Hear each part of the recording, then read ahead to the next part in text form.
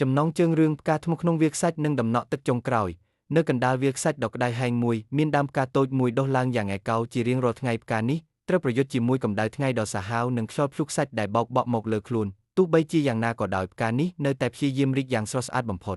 មិនឆ្ងាយប៉ុន្មានពីនោះមានផ្ទាំងថ្មធំមួយដែលមើលមកផ្កានោះដោយការមើលងាយថ្មនិយាយថាឯងខំប្រឹងដើម្បីអ្វីទោះហែងរីកស្អាតយ៉ាងណាក៏គ្មានអ្នកណាមកមើលដែរមិនយូរទេឯងនឹងក្រៀមស្វិតហើយក្លាយជាធូលីដីដូចតែគេឯង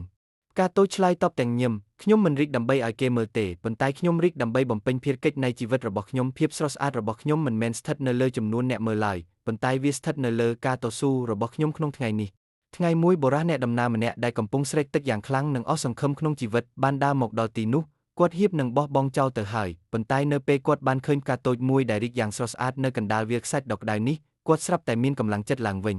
គាត់គិតថាបើផ្កាតូចនេះអាចចោះស៊ូរស់នៅក្នុងកន្លែងបែបនេះបានចុះហេតុអ្វីបានជាខ្ញុំដែលជាមនុស្សបែរជាបោះបង់ចោលងាយអ្នកដំណើរនោះបានយកទឹកដែលនៅសល់ក្នុងដបតែមួយដំណក់ចុងក្រោយរបស់គាត់ចាក់ទៅលើគល់ផ្កានោះដើម្បីជាការដឹងគុណដែលវាបានផ្ដល់កម្លាំងចិត្តឲ្យគាត់រួចគាត់ក៏បន្តដំណើររហូតដល់បានជួបអូអាស៊ីស Oasis ហើយរួចផុតពីសេចក្តីស្លាប់ទាំងធំដែលធ្លាប់តែមើលងាយក៏ចាប់ផ្ដើមយល់ថា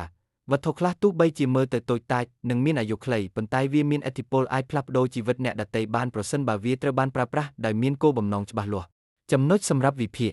ផ្កានិងវាលខ្សាច់តំណាងឲ្យមនុស្សដែលស្ថិតក្នុងស្ថានភាពលំបាកប៉ុន្តែនៅតែរក្សាគុណតម្លៃនិងក្តីសង្ឃឹម